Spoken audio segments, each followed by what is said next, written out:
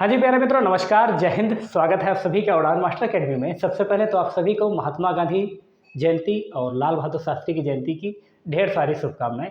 आइए बात करते हैं आपके इस वीडियो को लेकर। हम बात करेंगे बिहार शिक्षक भर्ती की कट ऑफ को लेकर। आपने बहुत सारे वीडियोस देख लिए होंगे, खासकर जब से आपकी ओमार सीट आ चुकी है उसके बाद तो आपने वाकई में पूरा सब कुछ देख लिया होगा, मिला लिया होगा आखिर आपके कितने नंबर आ रहे हैं, कितने नहीं आ रहे हैं, ठीक है, कौन कौन से क्वेश्चन गलत हुए। अब आपके जो सारे डाउट्स हैं वो दूर हो चुके हैं।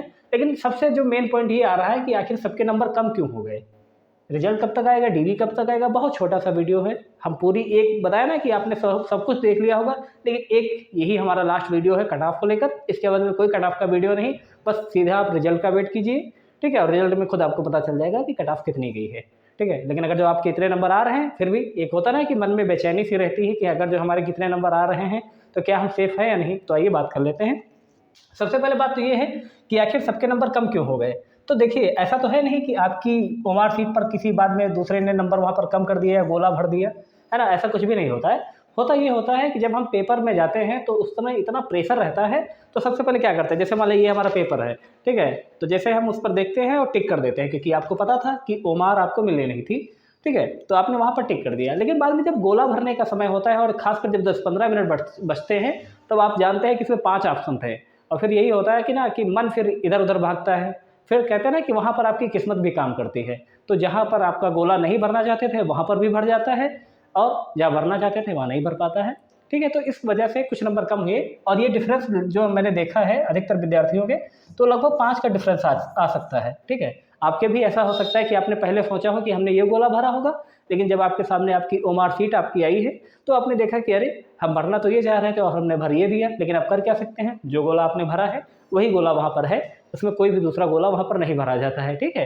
तो सबसे पहले ये जो डाउट है कि नंबर सबके कम होते हैं, और खासकर ऐसे पेपर में जहाँ पर 5वां ऑप्शन हो कि उपयुक्त में से 1 से अधिक, तो वहाँ पर इस तरह की चीज़ें आना स्वाभाविक है। तो इसको लेकर आपको परेशान होने वाली बात नहीं है, सबके नंबर ऐसे ही होता है, सबके साथ ऐसा हुआ है। तो बस अब आप देखिएगा कि आपके फाइनल नंबर कितने बन पा रहे हैं, तो डीवी के लिए तैयार रहिए। सबसे पहले रही बात करते हैं रिजल्ट को लेकर। तो रिजल्ट जो इन्होंने बताया है कि 10 से 16 अक्टूबर के बीच में आपके सारे रिजल्ट आ जाएंगे, इंक्लूडेड पीआरटी, ठीक है, यानी कि 9, 10, 11, 12 और आपका पीआरटी, सबका रिजल्ट इन्होंने बताया है 10 से 16 अक्टूबर के बीच में आ जाएगा। अब इस वादे में कितनी सच्चाई है, क्योंकि आप सभी जानते हैं कि आपका एक केस चला गया है सुप्रीम कोर्ट में।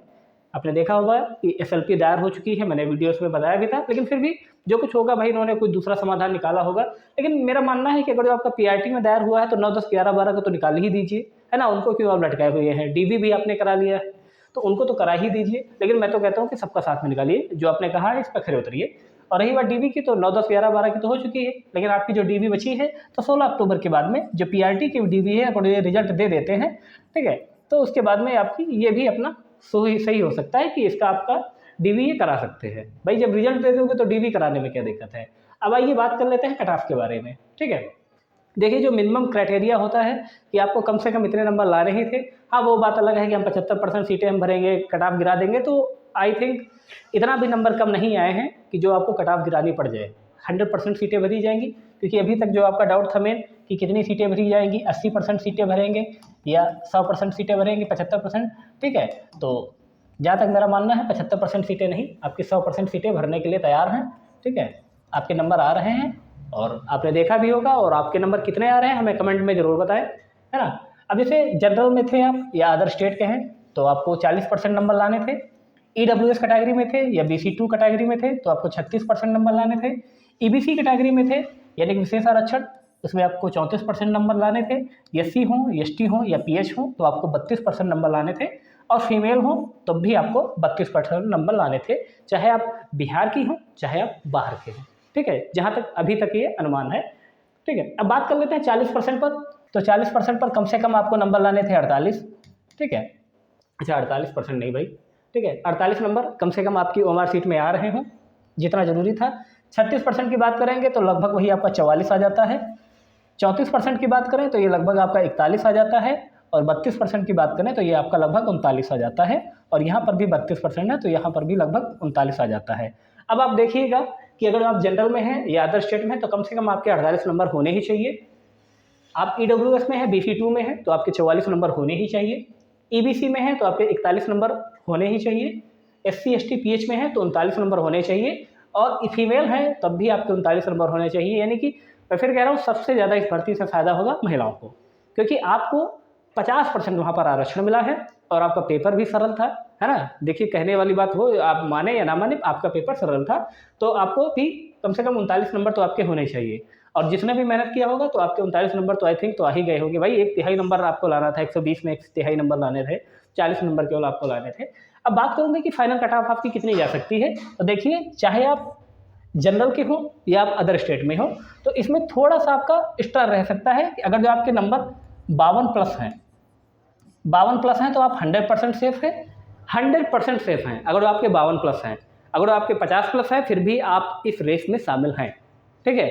अगर आपके नंबर 50+ हैं फिर भी आप इस रेस में शामिल हैं, लेकिन अगर आपके नंबर 52+ हैं तो आपकी, जहाँ तक मेरी संभावना यही है कि सबके नंबर और ओमार सीट के कमेंट देखने के बाद में जहाँ तक संभावना यही है कि 52+ अगर जो आपके नंबर हैं तो आप 100% सेफ हैं।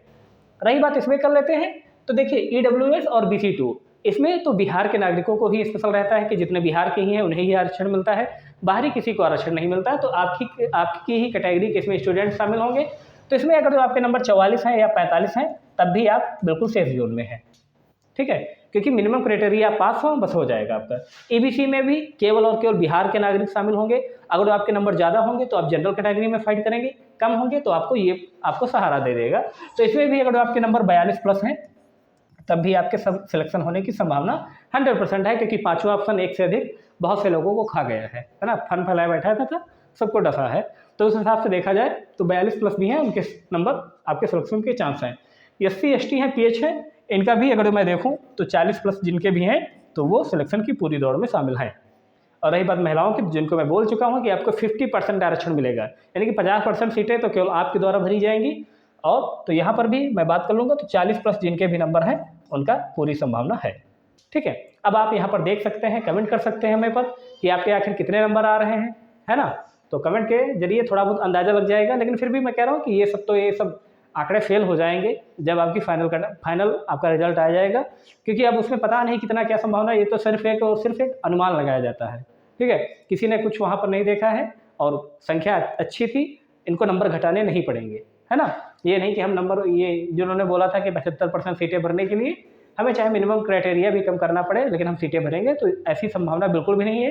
क्योंकि 75% में आप देखेंगे केवल 60,000 वैकेंसी रहेगी, और बच्चे तो इसमें शामिल थे ही, भले ही बीएड बाहर हो गया है, सीटेट का रिजल्ट खराब गया हो, लेकिन फिर भी जो तैयारी करने वाले थे उनका पहले से ही सीटेट निकला हुआ था। हाँ, इस बार को जैसे मान लो कुछ बच्चे शामिल हुए थे तो उनका नहीं निकला है, तो अब अगली बार ट्राई करेंगे, है ना। अगर आपने बीएड किया हुआ है तो आप 6 से 8 में जाना, 9 से 10 आपकी वैकेंसी फिर आ रही है, 11 से 12 भी आ गई है।